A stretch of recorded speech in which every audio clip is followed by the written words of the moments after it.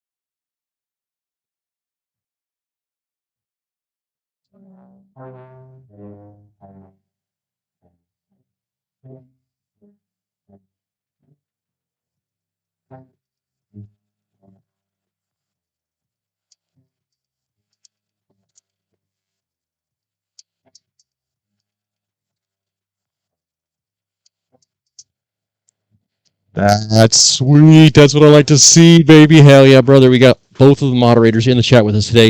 If you guys could, this is a different microphone than I'm typically using. This is not the large black studio microphone that you typically see in front of me on the Ears in the Mic show.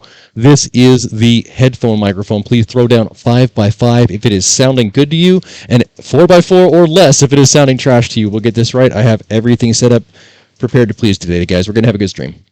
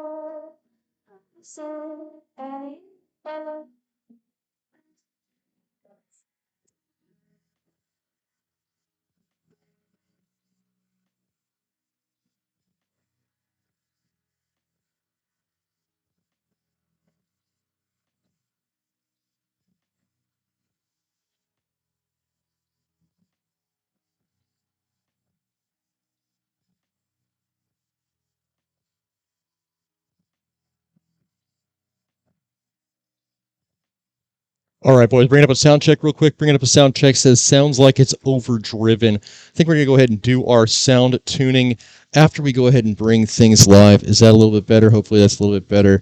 For the type of intro that I want to go ahead and bring you boys today, though, I am going to absolutely rip it like the old days, and I want to make sure that it sounds nice for you. So we're going to go back to this microphone. This microphone should be significantly better. Hopefully this microphone is significantly better. You boys ready for an old school intro? Who out there's ready for an old school intro? Let's get it. Let's get it. Let's get it.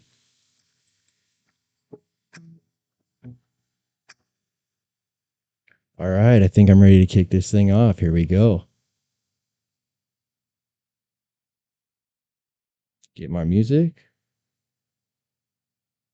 One day it's going to be nice and smooth and crispy. Today is not the day, but soon. Here it is.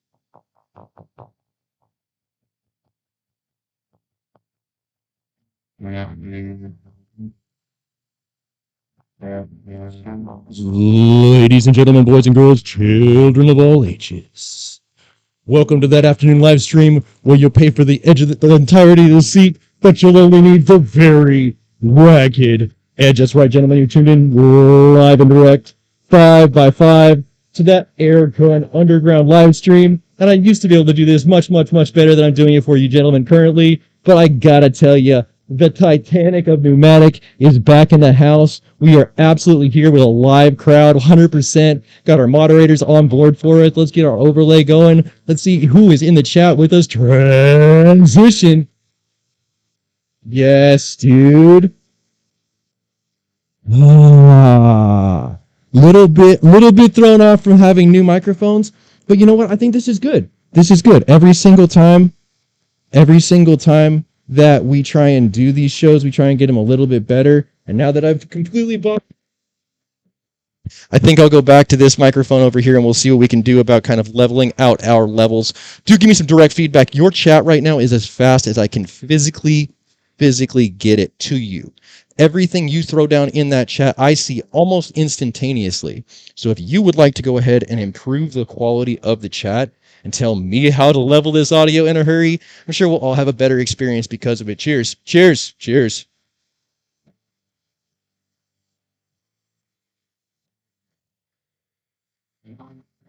Instant heat. Oh my God. Instant heat. Oh, that is hot coffee, boys. Let's see what's happening in the chat. Going all the way to the top. Dad and Frankel, welcome. My guy, Garrett Gallant, welcome, my guy. Paul Groth, sorry, Mr. Mac, I just can't do these live streams. Eats up too much of my high-speed data. Brother, I get it. I actually have it tuned down so that people can try and appreciate the stream as much as possible and still not be using too terribly much data. It's about 5,000 kilobits a second, which is pretty average on the quality level. Beef Wellington, welcome. Kyle Cluck and Wellington, welcome. LLC, welcome. Tassan Ali, what up, bro? What up? Sounds like it's overdriven. How are we sounding at this point? Hopefully much better. 3.5 by 4. It's a little bit muffled. I get that. Favorite channel, hands down. And you know what? That's cool, dude. I'm glad that you guys enjoy it. And ultimately, I'm actively listening to you, and I want to hopefully make this as good as possible. So if you have anything to say, I'm literally actively listening on this one. I don't understand English. Wow. Okay. No context. Jesse Torres, I guess, welcome. LLC, nice. Got my moderators. My moderator's standing tall, right? Because I can't catch all the chat, right? That's why I have to have 2 moderators. My mods are on the money. I know that my mods are awesome. MACABESPEED.com. Hell yeah, that's the beginnings of the Airgun Underground. If you are curious at all about what the Airgun Underground is all about, definitely do check out MACABESPEED.com or one of the 1,200 plus videos on this channel that you have to peruse from at this point. Let's go ahead and see exactly what we have to talk about here. I got to put my daughter to bed. Have a good night, everyone. There will come a time where I'm going to get a text and I'm going to have to actually put my own child to bed. And you'll go to a be right back screen. You'll go to a be right back screen. But you know what? That's the mantle of responsibility of being a father that honestly I value more than anything. There is nothing quite so cool in my whole life as being a dad. Sounds like I just popped on late. No, brother. No, brother. Hey, Air Power. What is up, OG? You are a cool friend to have in the chat. I'm so glad you're here today. We have been following the Air Power journey since way back when we sent that guy a camera, and he's still making use of it to this day. As much as I know, as far as I know, Air Power, welcome to the conundrum. Also, do check out his video on how he made his stock look better than any other Zeus stock on the entire internet. Man, I'm already sweating out my coffee. Good God. Hassan Ali, welcome. Jesse Torres, welcome. Your volume is good and you have a good distance. Just be comfortable. That is such valuable feedback. You have no idea how valuable that feedback is. 100%, 100%. That means the world to me. Because you know what? Think about it like this. Even though it says 25 consecutive viewers, 15 likes, and it sounds like this positive crowd of people, you have no idea what your viewers are experiencing without that interactive feedback because you're alone with your cat and a camera, right? You look like you're like this super social creature when you're streaming, but it's just not the case a lot of the time. So it's a skewed perception that we're all together, but we're all very much together in this thing 100%. As a dad of 3, I can say I've made the right mistakes. Hell yeah. Cheers. Cheers to being a dad.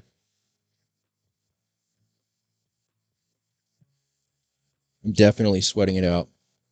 This excellent Kinsman Trading Company sweatshirt that was sent to me by, I believe, Scott at Kinsman Trading Company is very comfortable. And it's also, once again, making me completely exfoliate my coffee. Let's discuss the giveaways. Let's discuss the giveaways. You are right. I work in live stage. That's cool. That's cool. What are those guys called? Not stagehands. There's like an actual name. I've done HVAC for theaters before, and there's like an actual name for the stagehand people that do the rigging for the lights and do the audio and stuff. And there's actually a whole nother level of life on the catwalks above a theater. It sounds like something you would never think about or maybe potentially enjoy. But as somebody who has helped renovate historical theaters in my career as a sheet metal worker, there's a name for those guys.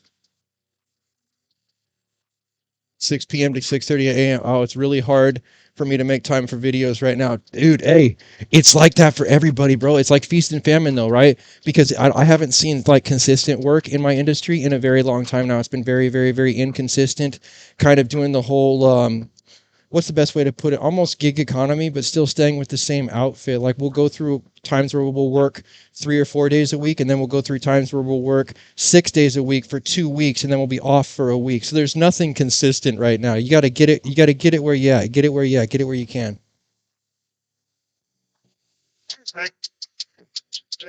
That was the perfect hook right there. I do like that. I do like that. Grips, key grip. Yes, stagehands. Yes, departments. Yes, it is fun. I agree. I agree. You know what? Hey, I got to tell you, why do I have a camera that does this, right? Why do I have a camera that defocuses and refocuses? It's because I like film, man. I like film. This is cool to me. I do very much enjoy like film and media. The idea of taking footage, the idea of filming a subject, getting dynamic shots, getting the ability to know what you're shooting in the field so that you can color grade it to best extract the most eye-pleasing image later in post. That's cool to me. That all is cool to me. And it's something I've definitely been trying to bring you guys in the videos over the last 6 weeks. 4 to 6 weeks, I've really focused on quality footage. I gotta get the fuck out of this sweater, dude. I'm sweating my ass off. I've lost 10 pounds.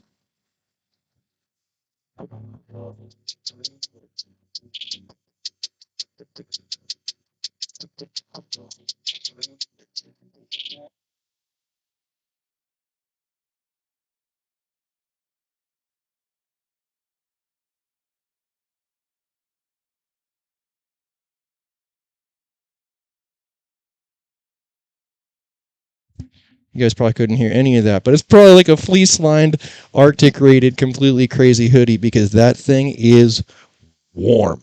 Wow. Am I in frame? Still looking? Last word. Yes, I need to re-record all my videos. Matt, you know what, dude? Hey, honestly, I don't recommend. Am I sounding bad now? Wow, crazy. That's crazy noise.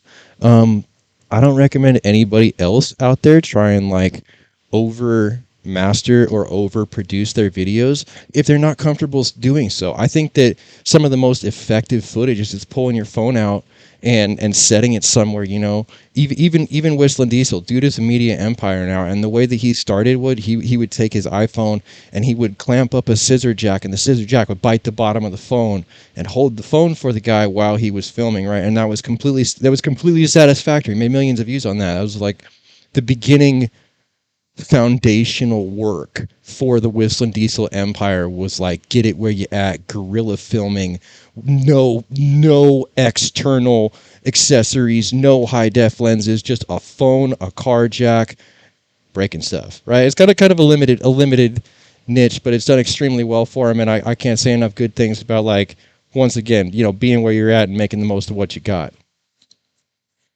Kyle Clucking can't go wrong with the Avenger X, in my opinion, for a first PCB. I agree with that 100%. What do you think about the... Hold on, I moved my thing. Going crazy. New 250Z. I'm actually thinking of making that my first small bore PCP. All my PCPs are 30 cal plus. I understand what the 30 cal plus is. There's not too much draw for small bore, although I had a really good time building the Deanna recently. How is the audio at this point? Are we tuned in pretty good? Are we sounding nice? Giveaways. We had one person enter the giveaway. We had one lonely entry in the giveaway from yesterday's live stream. And it's interesting, too, because I thought that giveaway would go like gangbusters, right? I want to do a giveaway like every single day if possible. If you guys are down for it, and if you guys can make the entries to where it's a competitive thing and it's not just the way it was yesterday where one person entered and that person would be declared the winner by proxy if I did the giveaway today, I think it's going to be more fun if we have a minimum entry of 25 entrants. You get a harpoon stock in this one. You get a harpoon razorback rail kit with the fiber optics. This is all free. You don't have to pay for anything. You don't have to pay to enter. You don't have to pay to ship it. You don't have to do anything with it whatsoever. So honestly, I really want to make this more popular. I really want to get this going. You got to be subscribed. Got to go through the video and find out what the word is that you need to enter down in the comments. One person entered it in the comments of yesterday's video, and like I said, they have a 100% chance of winning if I was to draw them today. Do go back after this live stream is over. I need every viewer here right now. But do go back after this live stream is over and check out what the word was from yesterday.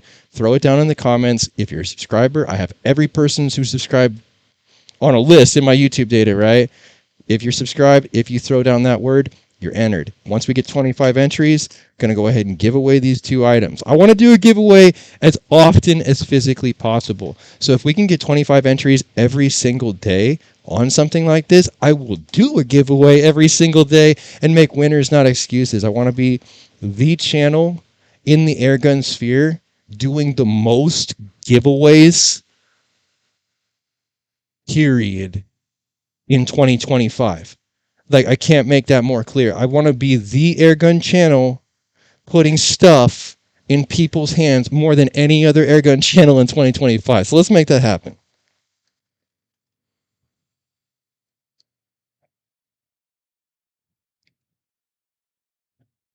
555 sounds great. Thank you very much. Honestly, AirPower, I love this little mic because I did not know that this was going to be so effective, and it seems to be working extremely well.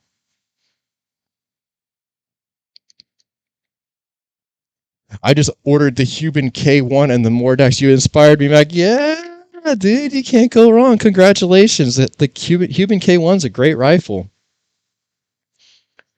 I used to have a Huben K1.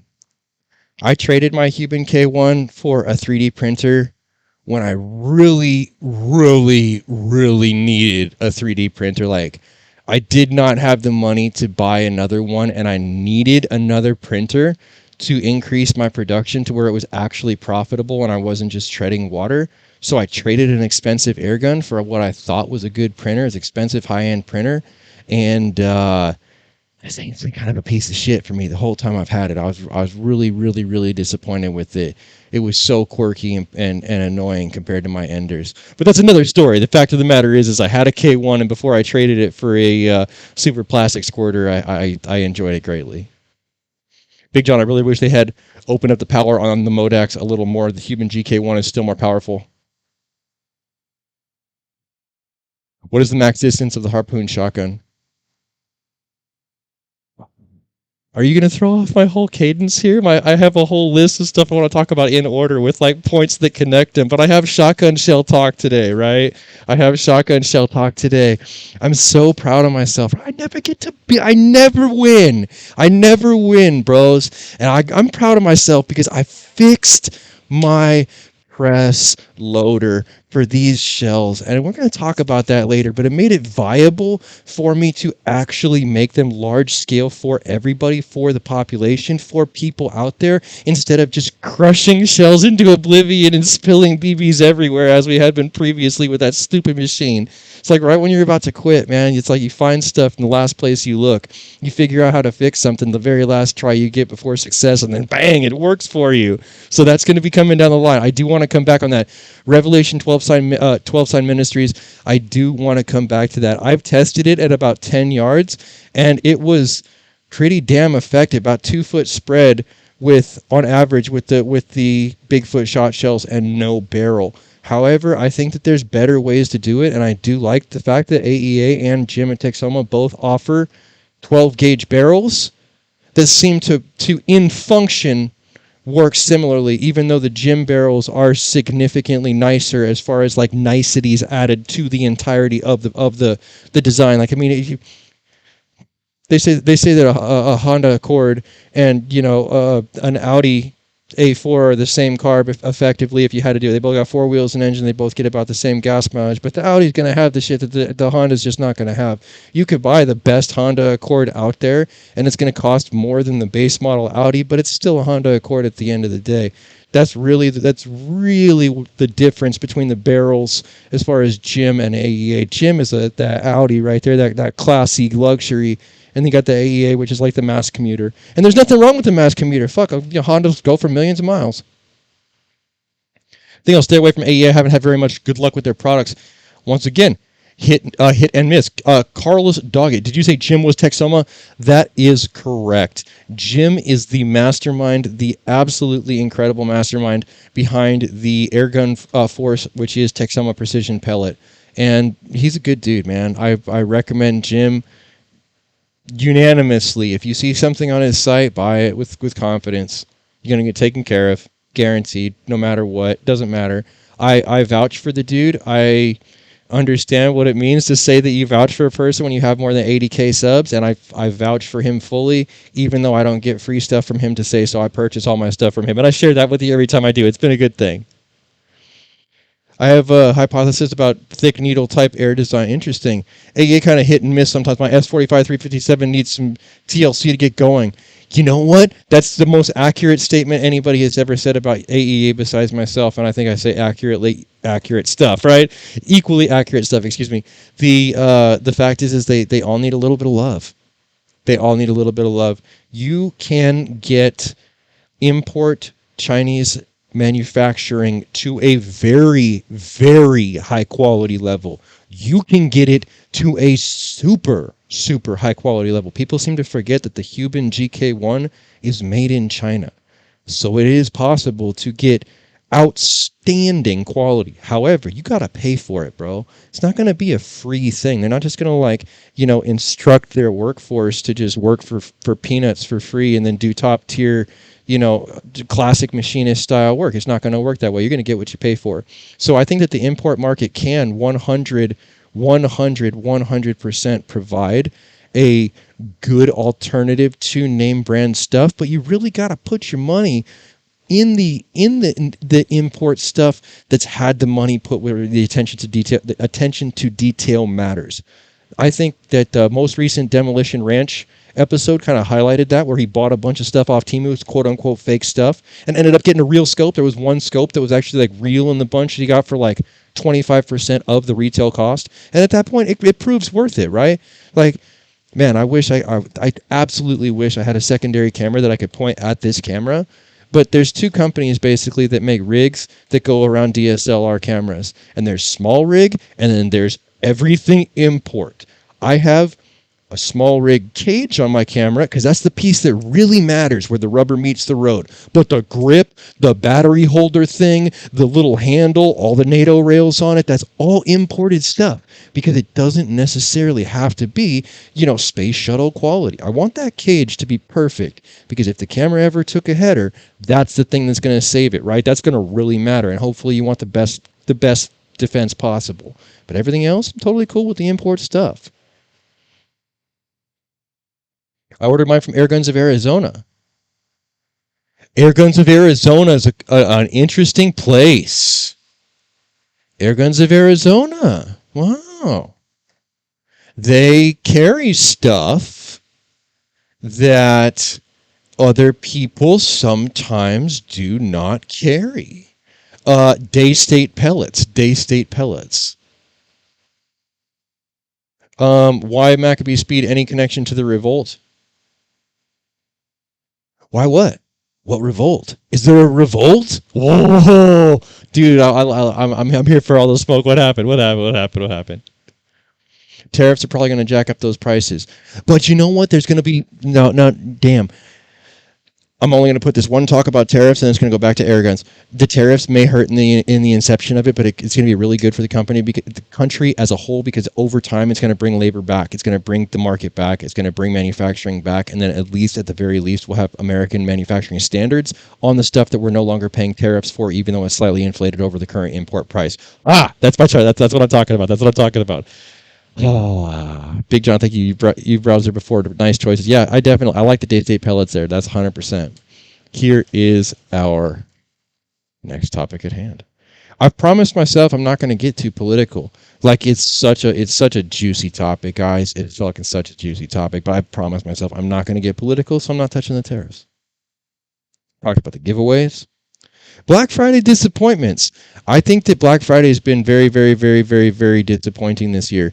I have seen people put Black Friday sales event on prices that I have historically watched be the same for the last, at least 6 weeks, right? Like, I know what the price is of a Sony a6700, and now they're like, "Oh, this is the new Black Friday price." I'm like, "Bro, it's been that price for 8 weeks. How? I know it's 10% off retail, but it's not like some super Black Friday sales event." When I was a child, we used to camp out, right? Like, they used to camp out, and there would be long lines, and there was one day, not like this season of Black Friday. It's become almost an infection on the season of the holidays to have such a long Black Friday. And I mean, if it definitely forced my direction, it forced my hand, right? I mean, 100% as a person, I definitely did start my own Black Friday sales event early because I felt that pressure from everybody else starting their Black Friday stuff early. And yet Crosman is gone, so tariffs not bringing them back. But you know what? From what it sounds like hold on, let me bring this up. Let me show you how deep of a dive we're going to take today, because this is good. I really came prepared today. Transition. Booyaka. Okay. So, as you see, we're on the illustrious MACABESPEED.com, the one, the only, the absolutely incredible MACABESPEED.com. But up here, I've got all these other different stuff where I'm ready to just supremely dig into this, right? Like, I have the dope, I have the straight dope on the Crosman situation, and I do want to bring that to you guys. I want to make sure that I stay true to the airgun roots and give you guys, even though it's not brand new breaking news, I think it's important to go ahead and talk about. I think it's very important to talk about. Not much special about Black Friday anymore. Well, that's right. That's absolutely right. That Barazzi is no joke. I just bought a 25 cal Velux. They swear it's built better now. I think I might do the same. There's an upside, more Royal Rumble and a Toyota Target. There's none of that. I'm considering the Megalodon. What caliber do you recommend? Remember you saying there was issues with accuracy issues, but I would love to hear your thoughts on the Meg. You know what? Here's what I would say. I have to hold on. Let me get my big frame going real quick so that I can publicly own something that I should speak on real quick. This is important to say. I had said that you should not buy the 58 caliber Megalodon based on the experiences that I'm having. And I have done my own due diligence and independent research to educate myself on what the performance is of other people who are not making edits on their shot strings, who are just shooting the gun. And my gun is not shooting the same as their gun is. So for me to say that you should not buy the 58 caliber Megalodon, I'm in the wrong for that. I have to own that. So I don't want you guys to think that it's inherently a negative machine. I might just have a shit one. I'm navigating this problem on my own, but I have seen multiple people straight out the box, no edits, shot string for shot string, completely worlds apart from my own gun. So I have to walk that back and own it. Inside of that, if I had to do it all over and I didn't do YouTube, I bought the 58 caliber because I do YouTube. And if I did not have to do YouTube, I would have gone with the 457 variety of this gun, because I think that the 457 variety has the best options available as far as energy versus ammunition available, right? There's like, what, 4 or 5 different kinds of ammo? Maybe 5 kinds of ammo for 58 caliber. For 51 caliber, there's probably like less than 10 slugs, something like that. There's not a lot of 510 stuff out there. In the 495, there's more, right? You have more options. Some stuff works better than other. 495 is more prevalent than 510, I think.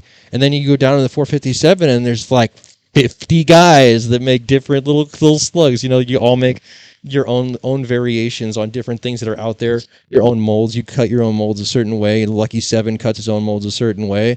And I think that's really where the meat and potatoes is of the true plethora of differences of ammunition truly lies right now in big bore air gunning. It's going to be in your 457, and also you cannot overlook the 72 caliber. Zeus has like a 1,000 different fucking slugs for it. It can absolutely like run the spectrum with those slugs, and so it works better with some than others, but there's a lot to choose from in those two calibers, especially say 457 and then 72. Those are the big calibers, big bore wise right now, that have good wide ranges. You step down into what I consider small bore. I still consider 35 to be small bore to an extent. It's not 457 plus, right? But 357 has a very wide range of ammunition. 30 caliber is equally as wide, because now you start to step up into the pellet game where you have the accessibility into the more readily known pellet varieties in addition to slugs. So that maximizes the ammo category right there. There's just a lot that goes into it. Let's see if I've scared off my chat with my long-winded excuses here. No, everybody seems to like this. Getting the Velux refurbished for 15% off. Good move. Heavier hammer spring, maybe even a washer or two.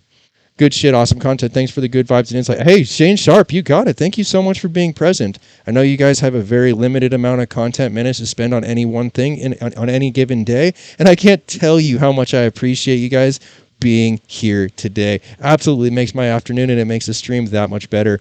Do throw down right now whether or not we have good audio quality. This is a brand new mic today. I'm a little bit like paranoid, self-conscious about how we sound at this point. I always want to bring you guys the best show. If we sound crispy, throw down 5 by 5. Cheers.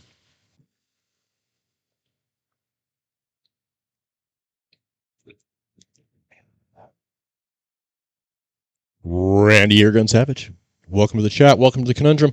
You know, I'm trying to do a live every day. I'm trying to be Mr. Stream. I definitely think that I started the Airgun live streaming movement way back in the day. And even though there were others who kind of came after me and did a really strong job on their own, I definitely feel like I was one of the originators in this niche. And I want to kind of bring that back now that I've invested into a higher level of footage on the videos that can bleed over into the live streams with the camera, with this cool new light we got, with, you know, what this headset, whatever it takes to give you guys a better experience. We got a lot of great stuff to talk about, and I want to give you guys the best show possible. Watch this. That was a very, very, very good burp. You guys heard none of it. I have a little button. I can now do that. How good is that? There we go. Now, the second part of The second, this pisses me the hell off. We're gonna talk about this. I'm mad. Send your kids out of the room because I have no control over what is said at this point. This shit makes my blood boil, bro. Hate it. Hate it. Hate it. Getting robbed is a raunchy feeling, bro. I do not like it when I am stolen from. When Amazon charges my card for items, I buy 4 packages of set screws, and then I receive 1 package of set screw, and they ask me, how was your delivery? And I'm like, it wasn't that great, thumbs down. And then and they're like, well, what happened? And they're like, I'm missing items. I get all the way through this questionnaire, and instead of how can we make it right, it's we'll take your feedback under consideration. And I'm like, oh my God. What's the recourse here? You didn't send me my set screws. You did charge my card. And I'm being told that my feedback is taken under consideration. What the fuck does that even mean? Where is my set screws? Where is my $38? It's not like it's like super cheap, right? 50 set screws is like $9.99 plus tax plus whatever California Gavin Newsom wants to slap on top of it. At the end of the day, I'm out 2 days shipping it. I'm out the $38 necessary to go ahead and get it to my house again. And I have absolutely no recourse. I think that's the best word to say for it. No fucking recourse to get my money back or my set screws without the shake 'em up, shake 'em up, shake 'em up, shake 'em. Repurchase. Am I going to get it this time? Is some disgruntled Amazon worker just going to like not throw my shit in the bag? Why do we use Amazon? It's because it's convenient. I run a business, dude. I run a business, and I'm trying my ass off to make this business my financial vehicle to leave this dumpster fire of a state.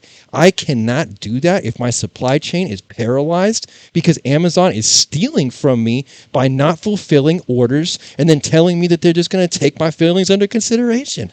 I'm like, oh my God. Oh my goodness, dude. I was pissed. I was so pissed today. And I was like, you know what? I'm not even going to buy those set screws. I'm just going to limp along. I'm just going to limp along now. And maybe that person who's having a bad day will be a different spot of life. That's how bad it got. I was like, you know what? I'm not even going to buy those right now because they're probably fucking up again. Speak to an agent on customer service. Call Amazon chat. Call them, bro. I've had that happen to me. It is an issue. It is an issue. It should take care of it for you. This is good. It's here people are actually being taken care of. Maybe I should call them. I don't think I'm a good enough streamer to be able to call them live on chat. But man, it pissed me off that much to where if I was physically able to do that, I would definitely do that. And just be like, this call may be recorded for for quality assurance, people. That's really the way I feel. Good customer service is no longer a thing anymore. COVID is partially to blame as well. There's a lot of truth in there. You could unpack that deeply. Big John, call Amazon and speak to a live agent. I'm gonna have to. Where should I purchase a Human GK1? Rigo, honestly, I don't work with them anymore because I chose to withdraw from all of the people that I had been receiving demo guns for to go ahead and fuel this channel. But I withdrew from Airgun Tactical voluntarily, and they were always really good people with me. I did get my Human GK1 from Airgun Tactical, and if I had to recommend somebody, I would definitely say, do go see the dude. He's a pretty good guy. I had nothing negative what to say. You guys know I'm the first person to be a butthurt. It's like in my genetics. I'm like a genetic butthurt, right? So I'm the first person to say something if there is something, and there was nothing with Airgun Tactical. I actually regret not being able to work with him at this point, but I think that independence can only be paid for through the blood, sweat, and tears of a paycheck being turned into an item you actually care about. So I really want to pay to play so that we have the best, most authentic views possible. Here's a number for Amazon. Hell yeah. Dude, you know what? I can do this. I can do little Windows button print screen. Bam. Now I've got a screenshot. I do know the screenshot hotkey, right? That's what it is. Windows button print screen. That's how you get a screenshot on your PC. That's PC. That's how old I am. It's a PC. But, yeah, James Crowell, it's on my saved numbers. Hell yeah. Do you know what? I'm going to have to deal with that, and I will keep you guys updated as far as what it is. And it pisses me off because it's the second time it happened, man. And I understand. Uncle Bezos has a lot of people to take care of. He's like, He's like a bald Santa. He's like a fucking bald Santa, and he's got a lot of people to watch out for. So I don't really fault him. He probably delivers 1,000,000 packages a day. But still, I need my stuff. I need my stuff, right? I want to be selfish. I'm going to put the me cape on first. I want my stuff, bro. Late to the party, Johnny BB Gunner. Welcome to the conundrum. Welcome to the conundrum. Moving right along. I can't rant and rave forever on his phrases. Boom, boom, boom. Blood pressure in my neck's going crazy. I think we will go ahead and check out a real Black Friday sale as opposed to a fake Black Friday sale. This has to be made possible somewhere, and this is where it's going to be made possible at. Oh, good Lord, I just opened my video editor instead of opening my OBS. Hopefully my stream doesn't do anything insane, because it takes a lot of memory to run that thing. All right. Web show, bring up the web show. Transition. Booyaka. Now, this is kind of a cool thing because even though, as we've been stating, there's a lot of people out there that are not making good deals as far as Black Friday is concerned, these are the kind of deals that we got at MACABESPEED.com, making it happen, making the channel independent from donations, independent from sponsorship. This is what it is right here. $50 on the Meg magazines, $50 on the HP Max magazines, $70 on the S45 stuff, looking killer on the GK1 carbine kit, less than $100. Huntsman stock, 89 bones, killer.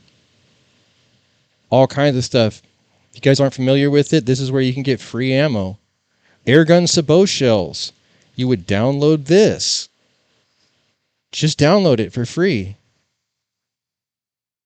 What did you say? You want free 35 caliber airgun sabots that accept 22 caliber Crosman from your hollow point cheap ass pellets from Walmart and make your big bore stuff super effective for you to shoot for almost nothing, and you can print this at your house? Free 90 free. Free 90 free. This is on the resources page. Do definitely go. Do definitely hook yourself up. It's in one of the big... What is that? Oh my god. Oh, I think something happened. I have to check my my stream. It was. I am not used to my overlays making noise at me. I'm not used to my overlays making noise at me, but it does look like Mark Bostic has joined the conundrum loud and proud with a $4.99 super chat. Hell yeah, brother. I really appreciate you coming into the chat. I was absolutely terrifying when I heard that quick little noise there, but that's hella cool that you did make it in, man. Welcome to Mark Bostic, the highest level member on my whole channel at this point. That's what this little icon means right here. I have a members level, and he's the highest one currently. Right. Let's make sure everybody got to see that. Nope, nobody got to see that. It's Mark Bostic. It's this guy. There we go. There we go. Credit where it's due. Credit where it's due. Now, if for those of you guys who don't know, Mark Bostic is an absolute pillar of support on this channel. He's been here since pretty much since the very original streams back in the day, 5 years ago, 3 years ago, 4 years ago, when we were first doing these streams when I had like 2,000 subs. Dude made it possible. He made the personal dollar donations necessary for us to get the stream deck. He put all of those things in place for it, and some of the stuff that he donated back in the day we're still using today. So once again, credit where it's due. Mark Bostic, thank you for joining the chat. Transition. Booyaka. It's all kinds of categories. You guys should check it out. There's not just like the featured page. The stuff on the featured page isn't like just the stuff we have. Hats on Blitz parts. I don't know why we're loading so slowly right now.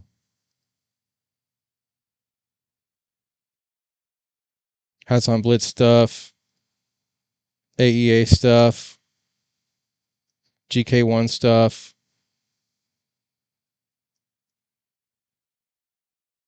No shotgun shells.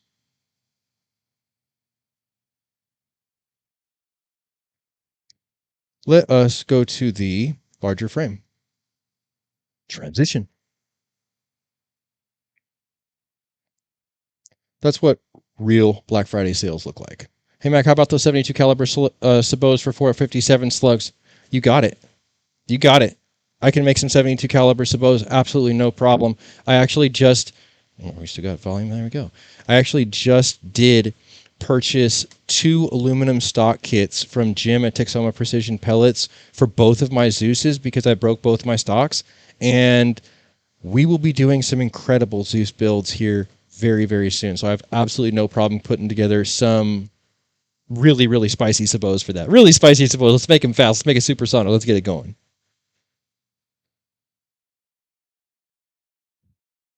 Okay. Okay. This is good. I have one thing to very quickly set up. And we will then see it. Here we go.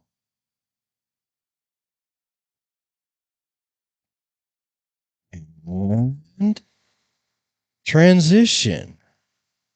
Here we go. Let's talk about this. Volume is now low. Volume is now low. How is this? How is this? Is that better? Are we better off? Smallest little bump on this mic I've definitely noticed will make a difference. Here we go. In the movie Home Alone, Marv is breaking in to Bro's house, right? And he has an old school BB gun here. And he point blank smokes dude in the forehead with this BB gun. And I think that it has to absolutely be stated that the producer of this film did an absolutely hands down phenomenal job of depicting what would really, really, really occur in that moment, right? You would have a BB that you could, in the movie, also depicted, almost see fly through the air as a small spot of copper. Little known fact, somebody drew an animated BB over the actual film because they were not willing to shoot the BB gun at Bro's face. So that's actually a cartoon BB that hits him in the head, and he's a good actor. That's how it goes. But the after effect of the volcano on his forehead with the single pinprick from the BB, extremely accurate, extremely accurate. Do not expect the BB gun to enter someone's skull. Even like a higher power BB gun, unless you got really, really, really, really, really like lotto ticket lucky, those type of projectiles at those power levels just aren't going through bone. So the way that it was depicted in the movie is extremely factual and usually removed with a magnet. What is the point? The point is, what if there was 50 BBs? And what if you had 2 barrels? And now there's 100 BBs. Focus, son. I think that's what the question is that we should be asking as far as the shotgun shells that are currently available for the Harpoon. And this is a question that was already asked in the chat today. So I feel like it's valid to go ahead and address. Transition. When Marv took that BB, not only was the impact on him physically as far as like physical trauma very accurately represented, but I think his also personal reaction to the fibs factor, the fuck I've been shot factor, instantly registered and was captured accurately as well. He is going to be in super flaming hot searing pain in that one spot and then immediately like swinging the crowbar mad. That is 100% accurate, and it was played out in that movie to a T, right? He was smoked in the head with the BB gun, and then he picked that little kid up and hung him on the coat rack and said he was going to bite his finger off until homeboy with the shovel cracked him right over the noggin. So you got to look at it. You got to look at it from that perspective, and it's like the BB ball bearing, whether it's a Daisy Red Ryder or whether it's in a shotgun shell like this, this is not meant to break bones. This is not meant to like, you know, incapacitate through a sternum, through a skull, through a whatever, through a scapula, through a whatever the case may be as far as like what you're trying to penetrate hard target wise. That is there to make a white t-shirt red. 100%. That is the nutshell effectiveness of birdshot. If someone is tagged, even if those BBs are tiny little bit below the skin, below your surface, if you had to pull 60 BBs out of any part of your body with a magnet, it would end whatever it was that you were previously thinking about doing. I just feel that way. I've never been in this situation. I think it's worth a block of ballistic gel to know. But I do think, now that I've got my press correct, and now that I've been able to go ahead and really fine-tune and correct everything that was previously wrong and holding me back from mass producing these shells, I'm very, very, very, very, very excited to see what these can do for us effectiveness, very close range, like 1 to 3 feet in the harpoon. It's small enough. These can be shot with no barrel. I think it's a good enough idea, and it's already been seen on film to play out well enough that I think it deserves more of a look, more of an objective look. Let's see what the chat's talking about.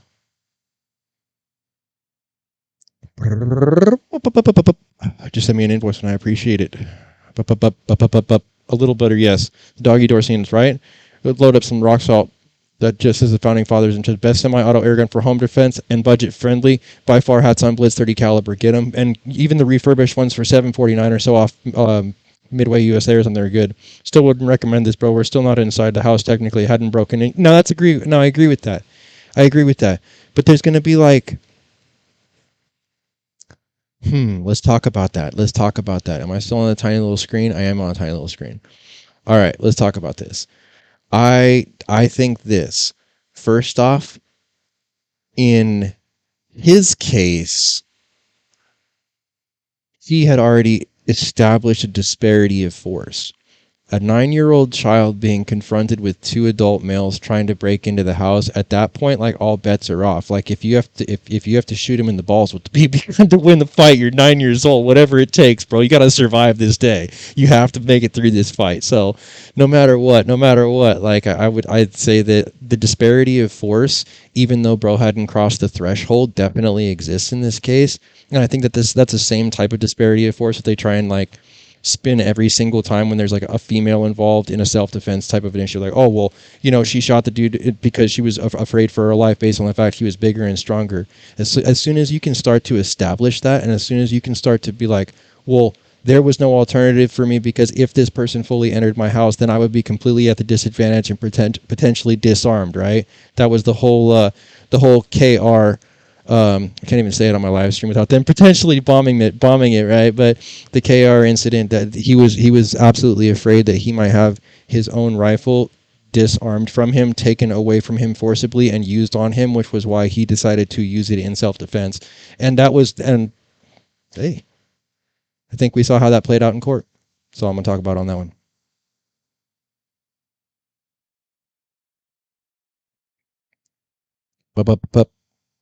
We need to talk you about getting a launcher. This would help a lot.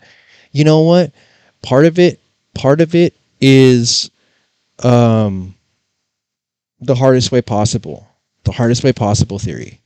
If you always do stuff the hardest way possible, then the time that you have to do it any other way, it will be significantly easier for you. Shooting from a kneeling position is difficult for a lot of people because a lot of people don't possess a strong core.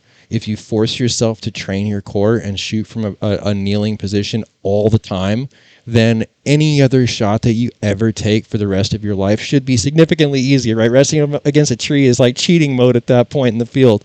So it is a force of habit to do all of my target shooting in one of the most uncomfortable positions possible, so as to make it to where when I am shooting in the field for real, or I do need to use my skill set, it's like, oh, this is like easy mode, auto aiming, you know, so no problem. I didn't mean to start a whole spiel on the break. No, we'll talk about whatever anybody wants to. When you are a YouTuber who realizes that he's going to go back to streaming every single day, you got to have content, man. You got to have subject matter to speak about, and I am willing to speak about anything that is moral, ethical, and legal to talk about on these shows. That's right. It pretty much covers it all, right? Pretty much covers it all. Let's see what else we got. I think we should talk about Crosman. I think we should talk about Crosman. Let's talk about Crosman. Crosman recently was purchased by Daisy Corporation. Daisy Corporation owns a lot of different stuff, and we're going to go ahead and delve directly into that. Let's get a big fat transition.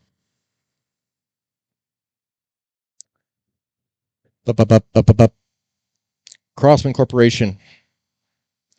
Crosman Corporation, which has manufactured airguns and accessories since 1971, will close its doors on routes 5 and 20 facility by the end of the year.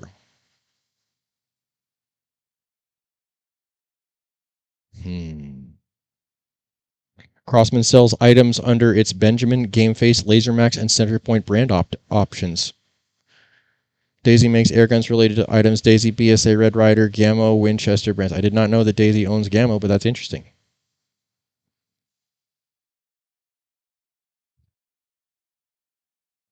$140 people going to lose their job.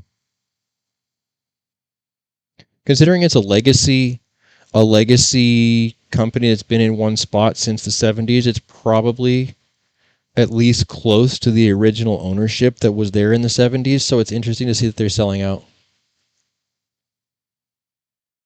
for more than 100 years. So interesting. It sounds like the spot that was in the New York location is actually more recent, because the 70s isn't 100 years ago, but 100 years ago is when Crosman started making airguns, apparently. So, interesting. Velocity Outdoors and CODI. What was the number? Here we go. Proceeds from the transaction will be used to pay down debt. What does that mean? Let's unpack that a little bit. What the hell does that mean? Pay down debt. What exactly, like, if you're a company like that, what kind of debt do you have? Because I don't know how these big corporations and conglomerates run their companies. I just don't know. I'm not that guy, right? I'm a small fry. But in the same sense, I don't run a business to be in debt. So if they're in debt, what exactly is it that burdens them with that problem, right? Like, are they not selling guns? Are the guns being purchased or manufactured at a price that they can't sell them for on the marketplace? Or are the competitors eating up too much of the market share? Is there not enough market share for the company to be viable in the marketplace? Like, what is it? What is it to where the proceeds for the sale are specifically earmarked for debt? And what does that say about them? Let's check in with the chat real quick. Transition. It depends on what type of law enforcement you have in my town. They are tyrants. You know what? It's that way a lot of the time. Audit the audit, bro. Audit the audit. Camera is one of the most powerful things you can have. Powerline 880, Kevin McAllister, they would have left. I'm trying to say I'm only saying sometimes you are trying to see how accurate the gun is. Now, that's fair. Let's talk about this. You think, what do you think the Element 510 with the 600cc air tank worth it or not? I have an Element in 495 caliber, and I absolutely cannot say enough good things about my 50 caliber 495 Element Max. As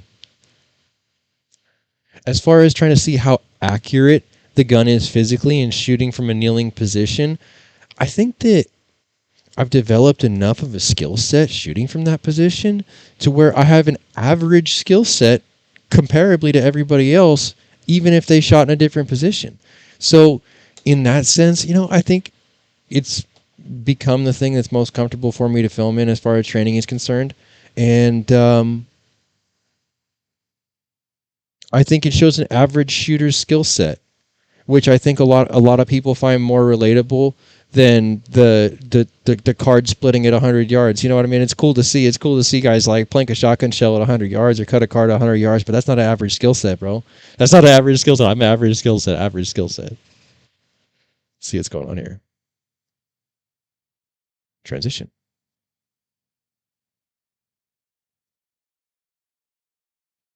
Our partnership with Crosman dates back to 2006 when we first acquired Crosman. So that's interesting. Now that's a bombshell for me. CEO of Compass Diversified. So they purchased Crosman back in 2006, and Crosman hasn't been Crosman parent company for almost 20 years now. Wow. Mind blown, right? Wow. So Crosman, original Crosman, maybe even it wasn't original Crosman. Then I have to go back and figure out deeper than that. But they first acquired, which means Crosman was sold from potentially like generational holdings in '06 to these guys.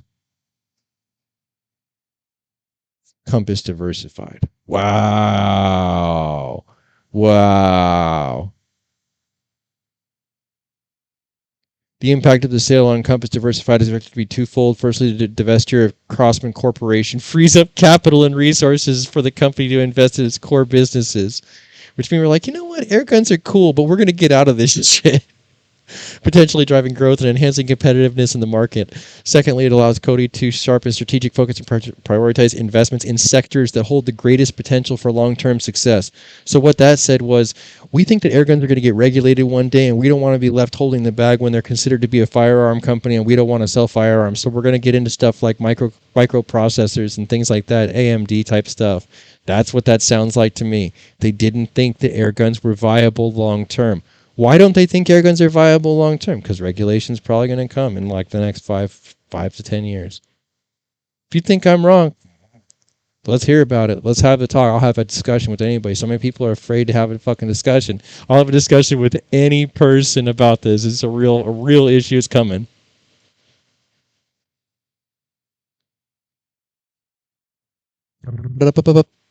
That 7 psi is getting real scared, dude. Seriously, I know. I'm afraid of it. No, I'm terrified. I'm a pussy. I don't care. When it really comes down to it, when it really comes down to it, I don't want no part of no 7,000 psi. I think that's insanity. I mean, dude, think about it like this. It's not slander or defamation if it's an actual fact. So to say that it is factual that I witnessed and commented on a Facebook post where a guy's Challenger Pro power wheel exploded inside the gun and spit out both sides from being too thin of an aluminum wall. I'm like, dude, that's like 4,500 psi to 2,800 psi regulated potentially. Like anywhere between 2,800 and 4,500 psi. It's not even 5,000 psi. And the thing blew up. He's like, I have a scar from where it went in my arm. And I'm like, oh my God. What do you mean you have a scar from where it went in your arm? A projectile piece of something spontaneously disassembling itself went in your arm? And you're just like, oh, this is fine. You know what I mean? I'm like, that's insane to me. That's fucking insane to me. So the idea of going to 7,000 psi with the same company, no way. I mean, maybe. You guys do it. I've seen what smaller pressures can do. 200 bar, 250 bar, 300 bar. This shit's dangerous, dude. This shit's dangerous. It sounds hella cool, right? It sounds hella cool. And then people make the argument like, oh, there's 20,000 psi cylinder pressure, bolt pressure, chamber pressure in a firearm, whatever the case may be. And I'm like, it's built different, dog. It's built different. It's 100% built different. You look at the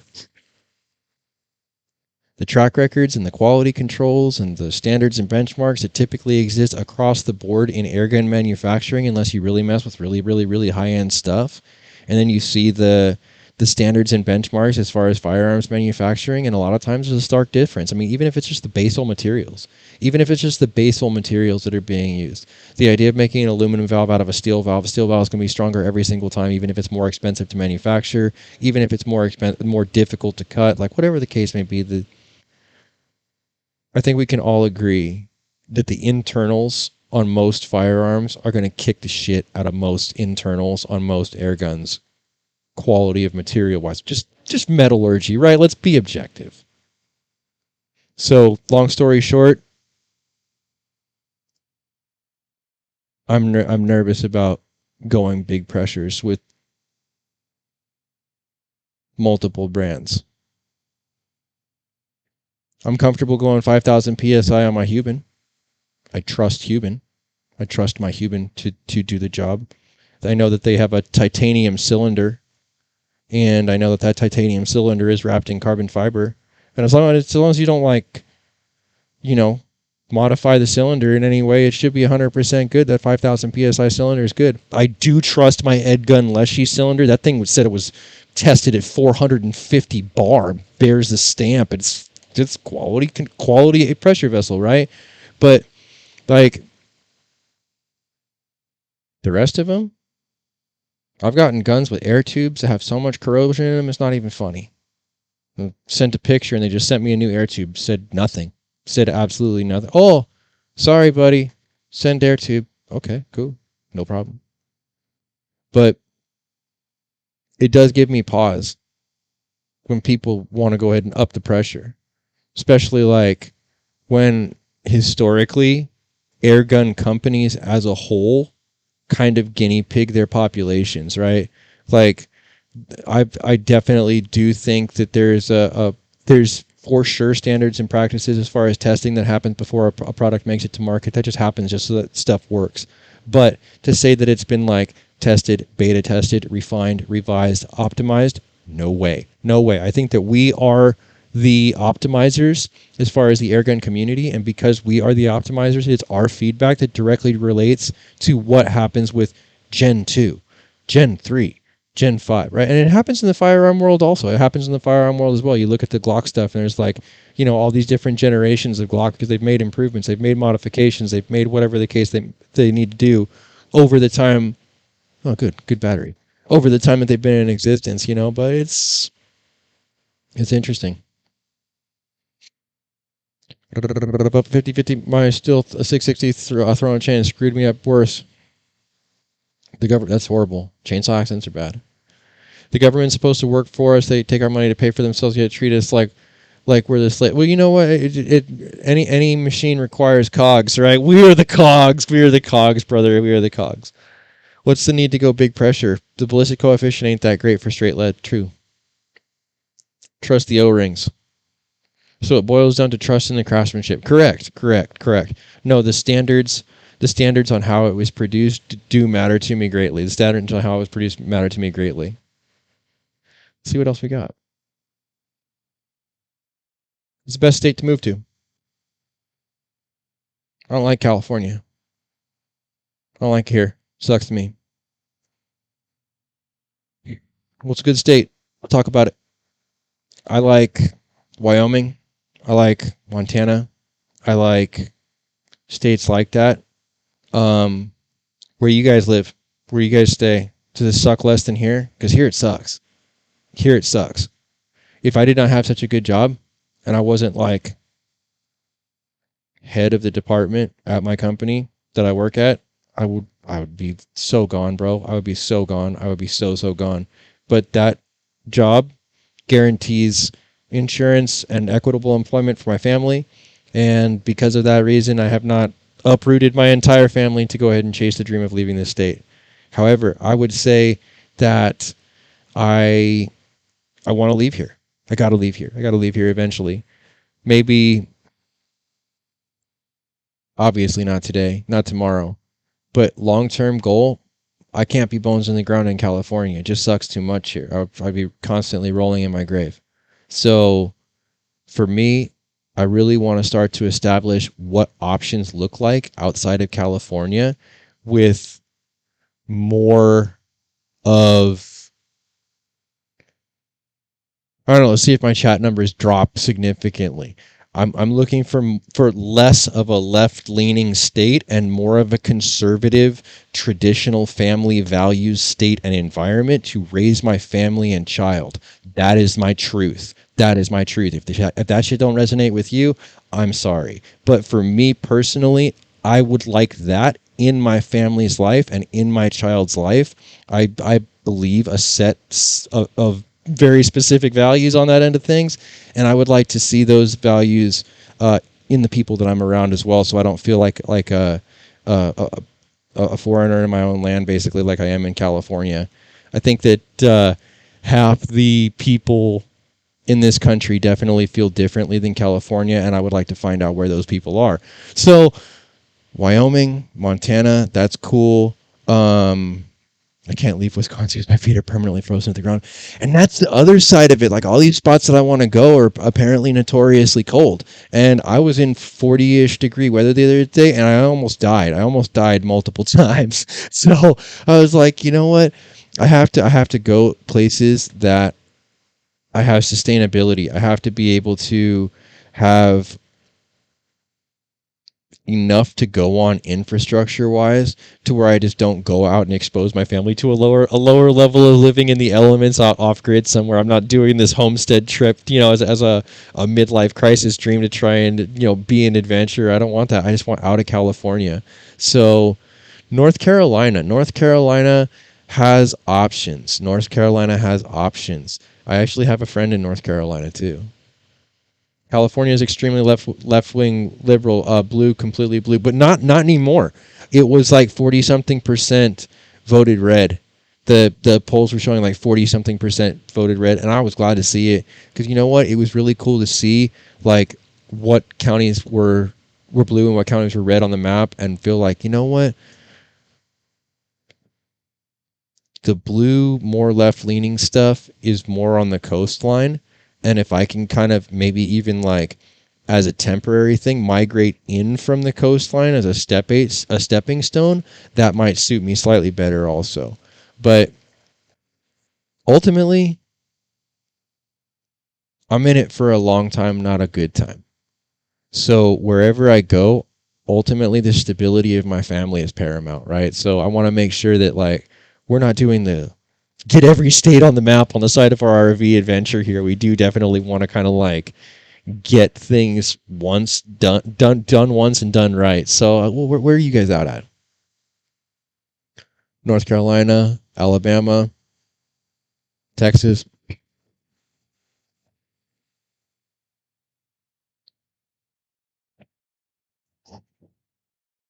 know what the thing about it is Texas doesn't seem very friendly to outsiders. It just doesn't. Like I've heard don't come to Texas, right? Like that's what they say. Don't come to Texas. That's the way I've heard about it. Especially if you're from California. I mean, I feel like I almost might be treated worse by Texans as a California because they might not take the time to get to know me and realize that like I'm not a real Californian in the sense that like whatever it is that they hate about Californians, I'm not that guy. So I would hope that I would get a fair shake from wherever I land, but you never can tell. I think it's going to be like trying to publicly walk around with leprosy for a while because I don't think that this trash California is going to rub off of me too easily, right? They're going to look at me and they're going to know, like, damn, look at that flat bill. Bro is from California. Damn, just look at that long ass hair. He's from California. So I have to like really look at where I want to go and hopefully make a good impression when I land there so that I'm not like excommunicated from wherever I land for life. Just say you hated Cali. No, that's factual. That's factual, and it's not a lie. It's not a lie. I mean, I really do hate it here. I have zero joy as far as my geographic location. It hurts my heart to live here. And it's not like I even chose this in my adult life, right? Like I was like, when you're 10, you go where your parents go. You don't have a choice. You're like, I'm not fuck that shit. I'm not going, Mom. You go. If your parents go to Northern California, you're there. So that's how I ended up here. It wasn't by choice. And by the time that I got to be a man myself and got to be an adult myself, I had like normalized the sense of what living in California looked like, and I'd it's so funny. You get used to anything if you're around it long enough. And in the early inception of my life, man, I got used to it. And it was like, dude, you might have been able to escape if you had just left at that point, right? But hindsight's 2020. Hindsight's 2020. The company is Unilever. Excellent pet. Unilever's a big company. I know that company by name even out here. Mac, you know what state what state I'm in? Check it out. Everyone is leaving to come here. I hear you. I hear you. What do you guys think about Alaska? Alaska's kind of cool, but it's also kind of far. That's the other thing I have to think about. Here's the other part of it, right? Let's go ahead and like really look at the nuts and bolts of it. I'm gonna throw the big frame on for a minute. Serious talk. Very serious talk. Hold on, let me do the voice thing. very serious talk here. Transition. I absolutely want to make 100% MACABESPEED.com the financial vehicle that gets me out of this state. When I leave this state, I understand that my standard 9 to 5 job, I may be putting my retirement on hold until the point where I'm able to go ahead and withdraw from it, but I may not be doing that job any longer. So it is 100% my intention to try and grow what I am doing, what we have built as a community, what we are striving towards as an Airgun underground, to be the thing that supports me wherever I go in whatever other state it is. MACABESPEED.com, that is that financial vehicle. What's the point? As much as I want to live on the moon, oh my god, I have to be able to do something about that added sound effect. If that comes through like unbearable for you boys, I will change my background to not have that be such an imposing background. But I think that happens when I get subscribers, super chats, tips, or new members. Man, lost my train of thought completely. MACABESPEED.com.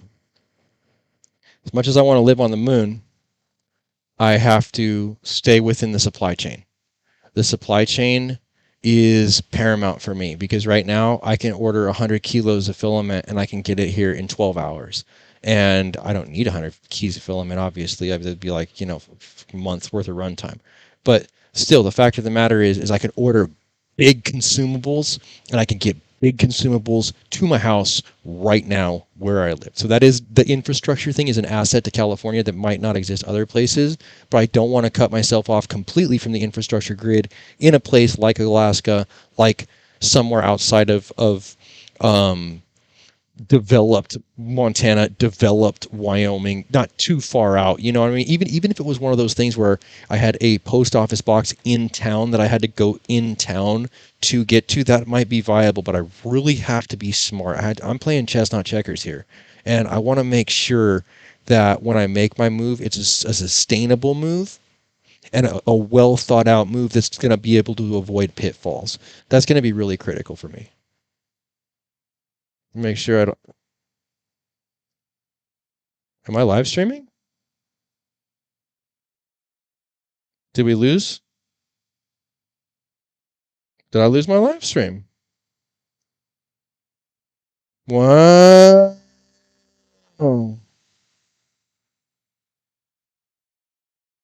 Interesting. If all the color is drained out of my face and I look like a terrified streamer on film right now, it's because on my end of it, I lost my entire streaming window and all of you gentlemen all went off into oblivion. So I wanted to make sure that we were still here, and it does look like we are still here. But once again, playing chess, not checkers. Got to stay in the supply chains.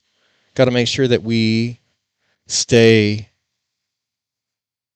in an area where we have the almighty internet.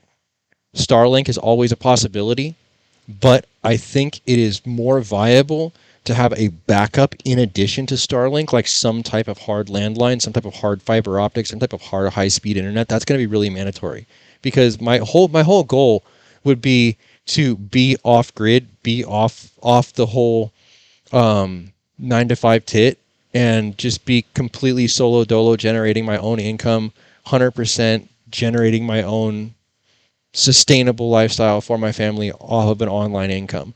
Obviously, it takes a lot of planning. And we've invested 14 years into YouTube, so hopefully we were able to do something with it, you know what I mean? But these are all things that are on the radar. I think that one of the things that really drives the momentum of everything that we have going is bringing great content to the table for you guys to enjoy on a regular basis. So what I want to do is I want to talk to you guys about some of the content that we have coming up. Recently, we just filmed Finding Torikins. Thank you very much for confirming that. I really appreciate that. It's terrifying, right? It's like the number one fear that a streamer has, because it just goes back to that being alone in a room with a camera and a cat. You know what I mean? Like, you don't know what other people are actually seeing out there. Hopefully, we're still direct and live 5x5. How's the resolution for you, gentlemen? Hopefully, looking well. Even if you're on fiber and a satellite through a substation, I agree with that.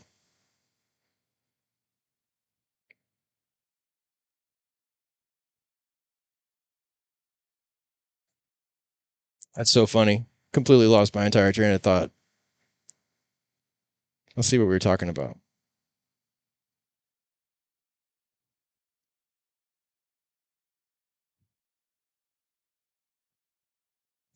Looking good, Lewis. All right, I have it. Hell yeah, there we go. If you had to say what your favorite deer air rifle, I've had decent luck with the hammer, but that's about it. If I had to go ahead and make a good recommendation for a deer rifle, Element Max is really good. If you're not mobile, if you're shooting from a stand, like a deer stand, or a concealed location where you have a bipod location, something like that, the Challenger Elite 50 caliber is a monster. The Challenger Elite 50 caliber is an absolute monster, and I do recommend the Challenger Elite from Terry Fox at Fox Air Power. That's a good one. So Element Max, Elite.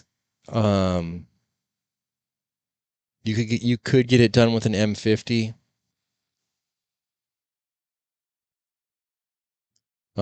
Andrew, I live in California as well, and I'm on the same boat as you. I really want to move to a red state, especially if Kamala becomes governor. It's not possible. It's not possible. She has absolutely no relevance whatsoever as a politician anymore at this point. That's all I got to say about that one. All credibility lost. All credibility lost. Is there anything else we want to talk about? I think we can go ahead and give the next word for our giveaway. 100%. 100%. Bring you guys back around.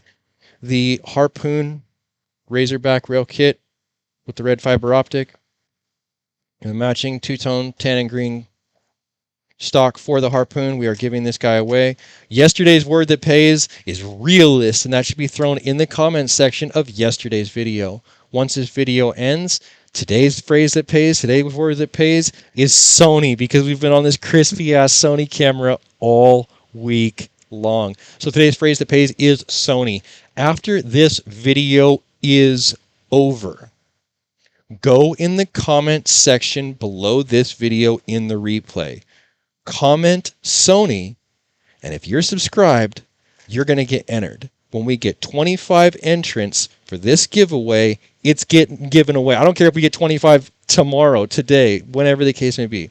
Next stream, we have 25 people involved in this giveaway, gonna pull a name. Once again, I can't tell you guys this enough.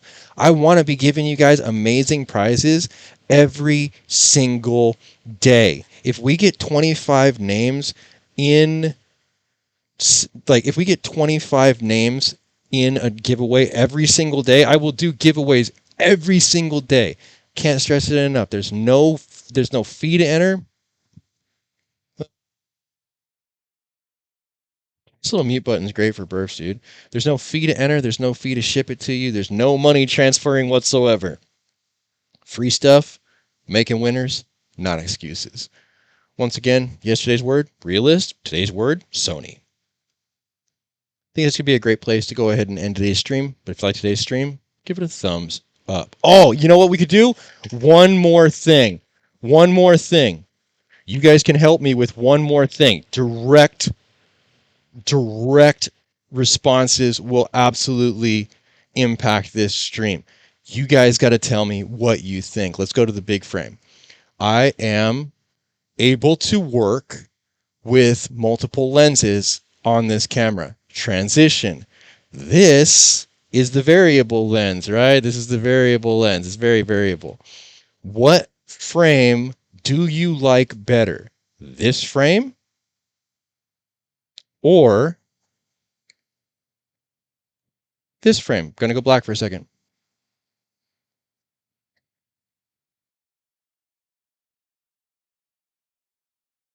Almost there. Switching the E-mount. Clicking camera on. And we should be live. Booyaka! This is an 11 millimeter lens. We were on an 18 by 50 millimeter lens. This is an 11 millimeter lens. Do you like this wider angle? Or do you guys prefer the framed in talking head that we had previously? I would be very interested to know, because if you guys do like this, if you guys like this nice wide angle lens, I am so happy to use whatever you guys like, whatever you guys think gives it a better show. Let me go ahead and see what the chat thinks. Tyler Durden, what up? What up, dude? Absolutely cool. Absolutely great to see you, my guy. I do recognize that username there. I'm going to be doing this hopefully every single day, and I do definitely like hanging out with you guys to the point where I'm going to go ahead and put together talking points like this for every single one. Do make sure you guys get yourselves entered in the giveaway for the Harpoon Camo Stock and Rail Kit. Do make sure you use that phrase that pays, Sony, in the comments of today's video after this is over. Going to be excellent. Wide angle, wide angle, wide angle. I think it's wide angle across the board. You know what the one beautiful thing about wide angle is here? Here, let's cut the let's hit this special little button right here. Boop, boop. Let's cut him a real outro.